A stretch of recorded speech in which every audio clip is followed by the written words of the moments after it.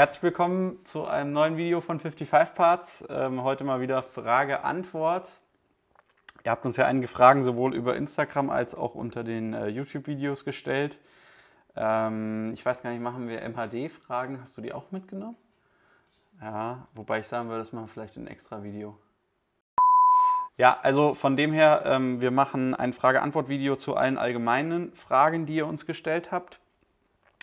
Zu den speziellen Fragen, was das Thema MHD angeht, weil da einige Fragen von euch gekommen sind, werden wir nochmal ein separates Video machen, wo wir vielleicht das eine oder andere, was gefragt wurde, nochmal zeigen können, falls das notwendig ist. Also wie immer abonnieren, wenn ihr das auch sehen wollt. Ja, dann kannst du loslegen. Wir sind übrigens heute hier am Bilsterberg. Wir haben den Bilsterberg zu uns nach Hause geholt. Was es hiermit auf sich hat und warum wir heute nicht im Auto sitzen oder in der Werkstatt sind, sondern hier drinne, werdet ihr auch bald erfahren. Da halten wir euch auf dem Laufenden bzw. geben euch bald ein Update zu. Okay, dann die erste Frage. TÜV-Eintragung bei uns in der Werkstatt möglich? Aktuell nein. Wir sind gerade dran. Unsere Werkstatt ist ja offiziell erst seit 1.9. eröffnet.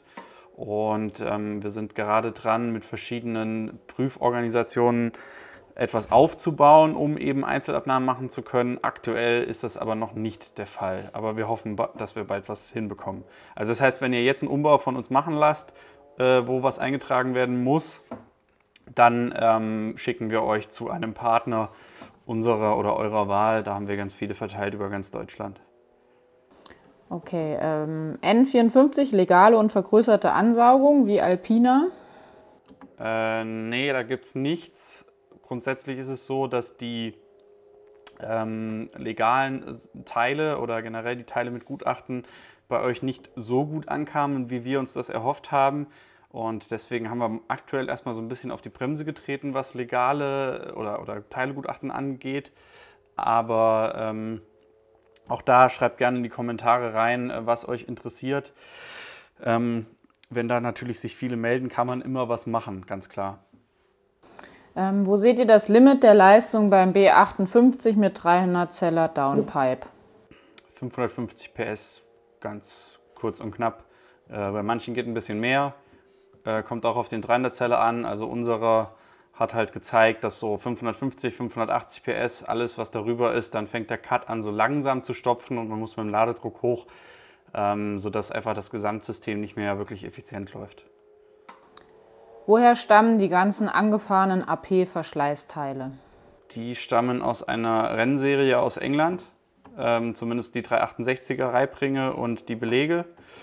Genau, da haben wir halt verschiedene Quellen uns aufgebaut in den Jahren und bekommen da eben immer, wenn ein Rennen oder ein Training stattgefunden hat, entsprechend Ersatzteile. Also die werden meistens auch nur einmal gefahren, das heißt, die fahren ein Training damit und danach verkaufen die halt, ja, genau. Wie ist die Lebensdauer vom B58 mit eurer Stage 1? Kannst du dich nicht eigentlich vor mich setzen? Da muss ich nicht allzu nach hinten gucken. Also nochmal. Wie ist die Lebensdauer vom B58 mit eurer Stage 1? Grundsätzlich ist es natürlich so, dass wir jetzt irgendwie keine Statistiken führen, welcher Motor mit welcher Kilometerlaufleistung welches Tuning hat. Man kann aber sagen, dass wir viele Kunden haben, die wirklich extrem hohe Kilometerlaufleistungen mit ihren B58 Autos gefahren sind und da keinerlei Probleme auftreten. Grundsätzlich ist es ja so, das ist ja eine generelle Frage, ist Tuning schädlich oder nicht? Natürlich ist Tuning schädlicher als kein Tuning, das muss man einfach mal so festhalten. Aber wir gucken uns ja, oder MHD guckt sich ja alle Parameter an und die sind alle im Rahmen bei den Stages, die angeboten werden. Und damit kann man dann auch davon ausgehen, dass eine vernünftige Haltbarkeit erzielt wird. Ich kann euch aber jetzt nicht sagen, wenn ihr eine Stage 1 macht, hält das Auto oder der Motor 300.000, bei einer Stage 2 sind es nur noch 200.000. Das wäre Quatsch, weil das auch von viel zu vielen Variablen abhängig ist. M140i Upgrade-Lader für den Alltag? Ja, warum nicht? Also ist halt momentan nicht eintragbar bei uns. Da sind wir wieder bei dem Thema Teilegutachten und TÜV. Aber grundsätzlich, die meisten unserer Kunden fahren die Autos im Alltag und aus meiner Sicht ein super cooler Umbau auch für den Alltag, klar. Werdet ihr durch eure Werkstatt noch markenoffener? Also wird auch Tuning-Umbau für VAG-Modelle angeboten? Das kommt so ein bisschen drauf an, wie sich alles entwickelt. Solange wir ausgelastet sind mit dem, was wir können, worauf wir uns darauf spezialisiert haben, ist das nicht geplant. Grundsätzlich kann man natürlich, ich sag mal, 0815 Umbauten wie Fahrwerk, Chip-Tuning kann man auch für andere Modelle anbieten. Aber wie gesagt, aktuell sind wir mit unserer Spezialität ausgelastet. Solange das so bleibt, werden wir natürlich uns jetzt nicht weiter aufstellen, aber mal gucken, was noch so kommt. Bietet ihr auch Montage von euren Teilen an, zum Beispiel Heckflügel? Ja, alles, was ihr bei uns im Shop kaufen könnt, können wir euch in unserer Werkstatt auch montieren. Dafür bitte einfach per E-Mail an info@55parts schreiben. Ich denke, das sollte euch mittlerweile geläufig sein und dann machen wir mit euch einen Termin aus. Was habt ihr alles für 2023 geplant? Das ist eine gute Frage. Ich glaube, erstmal unsere ganzen Projekte endlich fertigstellen, beziehungsweise eigentlich schon hoffentlich vor dem Jahreswechsel. Die stehen momentan so ein bisschen hinten an, einfach weil wir zu viele Kundenprojekte machen und wir nicht wollen, dass eure Projekte oder Fahrzeuge leiden durch unsere. Ansonsten gibt es noch ein neues Projekt, was ihr noch nicht gesehen habt. Oder zumindest glaube ich, dass das Video hier kommt, bevor das erste Video zu dem neuen Projekt kommt. Und da wird es sicherlich nächstes Jahr viel Content zu geben. MHD Overrun BRAP, schädlich für den B58? Ja, das ist ja auch immer wieder eine Diskussion, die aufkommt. Grundsätzlich kommt dieses BRAP, wie man es ja nennt, oder man muss ja unterscheiden. Overrun oder Burble ist ja das, wenn ich vom Gas gehe, dass er dann so knallt. Und dieses BRAP ist ja quasi ein Ladedruckabbau, der über die Abgasanlage passiert. Und das ist ein System, was eigentlich MHD aus den anderen Motoren übernommen hat und beim B58 integriert hat. Das heißt, BMW würde das ja nicht in einen anderen Motor integrieren, wenn es schädlich wäre. Es wird halt da einfach von den Parametern noch ein bisschen anders gemacht in der MHD-Funktion, sodass es eben etwas lauter ist. Aber aus unserer Sicht ist das nicht schädlich. Man sollte es aber mit diesen ganzen Funktionen, die eben irgendwie ein lauteres Auspuffgeräusch machen, sei es Burble oder dieses BRAP, nicht übertreiben. Also beim BRAP habt ihr ja keine Einstellung, wie laut das sein soll und so weiter. Von daher aus meiner Sicht unproblematisch, aber beim Burble, falls das gemeint war, würde ich es einfach nicht übertreiben mit der Lautstärke und der Ausprägung der Einstellung. Wo ist eure Werkstatt? In 34289 Zierenberg. Also ja, da auch vielleicht nochmal eine Info. Wir haben 3 Standorte. Wir haben unser Büro, da ist eigentlich nichts. Da sitze ich nur und arbeite, beziehungsweise andere Menschen. Und das ist in Spangenberg.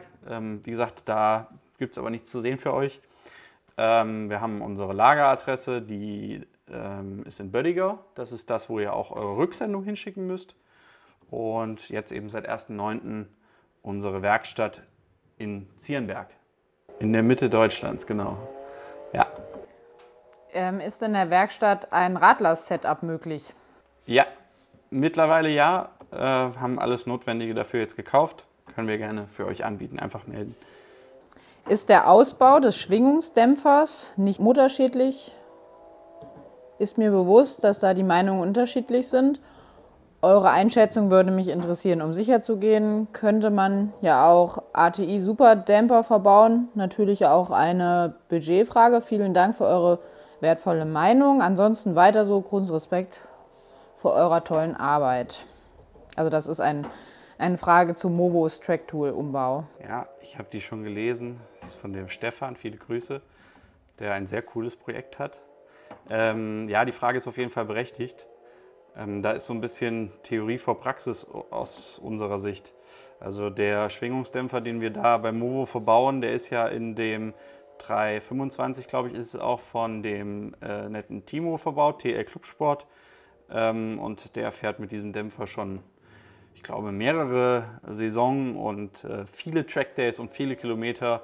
Und wie gesagt, da ist so ein bisschen Praxis und Theorie ja, nicht ganz übereinstimmt oder wie auch immer. Also klar, der Schwingungsdämpfer ist auch ein wenig dafür da, die Belastung auf die Kurbelwelle oder die Lager zu verringern, um eben die Schwingungsmassen auszugleichen.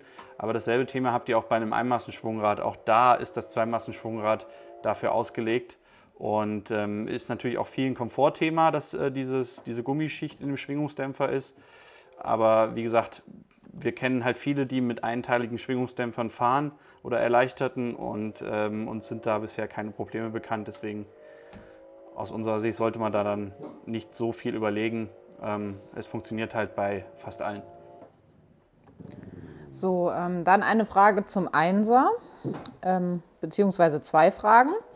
Zur Chargepipe. Ist in eurem Monster die gleiche Chargepipe, die ihr im Shop anbietet für den B58? Und zweitens, welchen Durchmesser hat eure Pipe? 3 Zoll? Im Shop steht ja, der Durchmesser vom unteren Rohr wurde verringert. Ja, dieselbe Chargepipe ist verbaut und wir hatten, also die war früher 3 Zoll durchgehend und jetzt ist der untere Durchmesser etwas geringer, weil 3 Zoll durchgehend einfach bei manchen Autos an der Lüfterzage anliegt. Ich kann aber leider nicht genau sagen, wie viel wir die verringert haben. Das müsste ich jetzt, ich habe es nicht im Kopf. Aber auch da, also da braucht man sich jetzt keine Gedanken zu machen, dass diese Verringerung des Durchmessers in irgendeiner Form nachträglich für die Leistung ist. Also bei uns ist es so, dass der obere Teil von uns verbaut ist, der untere Teil, der kommt vom Turbo-Kit von Kotte und der untere Teil ist von dem Turbo-Kit sogar vom Durchmesser her geringer als das, was wir für den Originallader verkaufen. Also da braucht man keine Sorgen zu haben. Okay, dann nächste Frage zum Workline-Kit beim Jahres. Muss dies eingetragen werden oder kann? Müsste, ja, können, nein. Dann nochmal zum Movos Track Tool. Macht ihr zufällig noch ein genaueres Video zum Wechseln der Steuerkette bei dem Motor? Fand ich ganz interessant, habe ich auf YouTube so auch noch nicht gefunden. Beste Grüße, Flo. Grüße zurück. Nee, da ist leider nichts geplant. Wir können leider nicht immer im Werkstattalltag die Kamera mitlaufen lassen, weil das einfach zu viel Verzögerung in die ganzen Arbeiten reinbringt, wenn man ständig noch drüber nachdenken muss, was man wie filmt. Von dem her, wenn ihr euch nicht sicher seid, wie die Steuerkette eingebaut wird, einfach melden, dann machen wir das für euch. Gibt es schon irgendwelche Infos, wann es MHD auch für die F-Serie B48 geben wird? Ist mir nichts bekannt, finde ich ein bisschen schade, weil der Motor ist super cool. Wir hatten da erst kürzlich einen Kunden, der mit uns so ein bisschen hin und her geschrieben hat, was da so geht bei dem Motor. Und wir werden jetzt auch Chargepipe und Downpipe für den Motor listen. Aber ich kann kein Datum nennen, wann MHD kommt. Da ist mir nichts bekannt, leider. Byron fragt, es war keine Rechnung in meinem Paket, wo kann ich die bekommen? Ja, das ist eine gute Frage, dass wir das mal für euch klären. Grundsätzlich verschicken wir keine Rechnung und keine Lieferscheine, einfach weil wir der Meinung sind, das Papier kann man sich schenken. Wir haben da andere Wege, sicherzustellen, dass alles im Paket ist. Und die Rechnung, die könnt ihr in eurer Bestellbestätigung ganz unten downloaden. Also das heißt, da steht Rechnung, downloaden, klicke hier. Und das hier ist unterstrichen und da bitte einfach draufklicken. Und dann kommt ihr auf unsere Page und könnt dort eben die Rechnung runterladen. Jürgen fragt, mein MHD-Adapter funktioniert nicht. Was kann ich tun? Ja, also wir haben bei den MHD-Adaptern ungefähr, ich würde mal sagen, 0,5% Wahrscheinlichkeit, dass die Adapter nicht funktionieren. Das sollte jetzt mit den neuen Adaptern eigentlich gegen 0 gehen. Wenn ihr einen fehlerhaften Adapter habt, schreibt uns an. Probiert bitte vorher alles aus, sprich, dass es nicht am Auto liegt, dass kein Datendisplay mit integriert ist oder irgendein anderes Tool, was in den CAN-Bus eingreift. Schaut, dass ihr den Flugmodus anhabt, schaut, dass ihr CarPlay ausschaltet, was wir alles im MHD-Video erklären.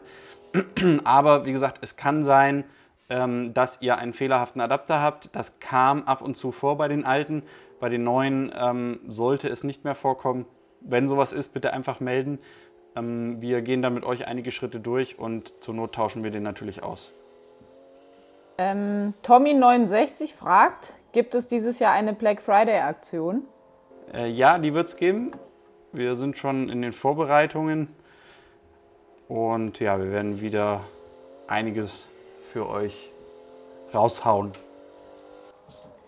Hans-Peter fragt, ich habe eine Werkstatt. Gibt es bei euch besondere Konditionen für Geschäftskunden? Ja, die gibt es auch. Wir haben auf unserer Page, können wir mal einblenden, ganz oben rechts das Feld Händlerregistrierung. Da tragt ihr eure Daten ein, eure Umsatzsteuernummer. Und dann kriegt ihr von uns einen Link zugesendet, da könnt ihr euch dann einen Account machen. Und dann seht ihr danach im Shop bei uns eure Geschäftskundenkonditionen. Grundsätzlich, wenn natürlich bei euch Händler dabei sind, die einfach Interesse hätten, mit uns intensiver zusammenzuarbeiten und wirklich eine hohe Menge von gewissen Teilen abnehmen, dann lässt sich da natürlich auch nochmal drüber sprechen. Aber ja, das ist sozusagen erstmal der Startpunkt für Geschäftskunden. Da könnt ihr euch gerne melden. Günther fragt, ist eine Eintragung von Pole Position mit euren Seitenadaptern möglich? Ja, das Thema wird immer schwieriger, das ist eine gute Frage. Bis vor ungefähr 3 Wochen hatten wir sehr, sehr viele Stellen, die die Eintragung durchgeführt haben. Es sind jetzt einige Stellen abgesprungen, weil wohl ein Schreiben kursiert, dass irgendwie die Sitze nicht sicher seien ohne Flankenschutz. Also es geht immer um das Thema Auskodieren der Seitenairbags, weil ja Pole Position keine Seitenairbags haben und dass dann eben trotzdem das Auto noch sicher genug ist. Wir haben immer noch einige Stellen, die diese Eintragung für uns übernehmen. Und das ist auch nicht so, dass das dann irgendwelche Gefälligkeitseintragungen sind, sondern da geht es einfach um die Auslegung desjenigen Prüfers der ganzen Gesetzeslage an sich, weil der Pole Position ja eigentlich auch ein seitenaufprallgeschützter Sitz ist. Ja, wie gesagt, könnt ihr euch melden. Es ist aber mittlerweile bei dem Thema so, dass wir keine Garantie mehr geben. Also ich weiß, dass das für euch immer blöd ist. Ihr wollt wissen, kriege ich das eingetragen? Wenn ja, kaufe ich es. Wenn nicht, kaufe ich es nicht. Aber wir sind einfach, wir können da keine Aussagen machen, weil wir sind von Dritten abhängig. Wir haben jetzt halt erlebt, dass TÜV-Prüfer, die das jetzt schon jahrelang gemacht haben, jetzt auf einmal es nicht mehr machen. Und ich denke, ihr könnt dann verstehen, wie wollen wir da noch vernünftige Aussagen abgeben können. Also grundsätzlich ist das ganze Thema mit Eintragen, wir hatten es ja eben schon mal mit den Teilegutachten, das ist die eine Sache, aber selbst das ist immer schwieriger. Also selbst die Eintragung über Teilegutachten, über Mustergutachten mit entsprechenden Dokumentationen wird teilweise von vielen Prüfern nicht mehr gemacht. Also wir hatten das Thema kürzlich erst mit unserer Software. Wir haben viele Kunden, die Software vom B58 Stage 1, falls ihr das noch nicht wisst, haben wir ja mit Gutachten bei uns im Shop, könnt ihr bei uns kaufen. Und da war ein Kunde bei 5 Prüfern und jeder Prüfer hat eine andere Begründung genannt, warum er das nicht einträgt. Auf der anderen Seite waren mehrere andere Kunden, die waren beim ersten Versuch bei irgendeinem Sachverständigen, sei es GTÜ, DEKRA, KÜS, TÜV, was auch immer. Und da hat sofort geklappt. Also von dem her, ja, es ist einfach, es wird immer schwieriger. Es will sich da kein Sachverständiger mehr aus dem Fenster lehnen oder irgendwie, ja, sich in die Bredouille bringen, wie auch immer. Oder Entscheidungen treffen, die vielleicht einen gewissen Sachverstand erfordern, wie auch immer.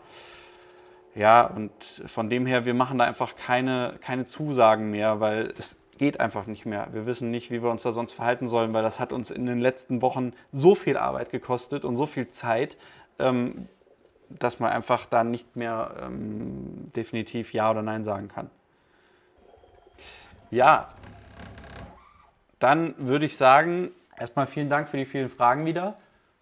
Wenn ihr wissen wollt, wie gesagt, was es hiermit auf sich hat, vielleicht habt ihr ja ein paar Fahreindrücke gewonnen oder gewinnen können, dann abonniert gerne unseren Kanal, aktiviert die Glocke und mir fällt gerade noch ein, schreibt gerne mal in die Kommentare, was so Teile sind oder was euch generell am Tuningmarkt fehlt. Das würde mich mal interessieren. Ich weiß, viele schreiben jetzt drunter Gutachten, Legalität. Wie gesagt, unsere Erfahrungen sind, irgendwie nehmt ihr das dann gar nicht so an. Also keine Ahnung wieso. Ihr kauft halt trotzdem noch die ganzen Artikel, die irgendwie ohne Zulassung sind und das, was wir jetzt, wo wir eine Zulassung drauf haben, wird jetzt nicht im Verhältnis viel mehr gekauft. Vielleicht auch da gerne mal Kommentare, warum das so ist. Vielleicht kann das jemand von euch erklären. Wir waren halt etwas verwundert. Wie gesagt, wir freuen uns, wenn wir das ganze Thema mit dem Tuning mit euch immer weiterentwickeln können, wenn wir eure Wünsche umsetzen können. Ihr könnt uns übrigens auch gerne anschreiben, wenn ihr gewisse Entwicklungen habt oder Ideen. Auch da haben wir immer ein offenes Ohr für.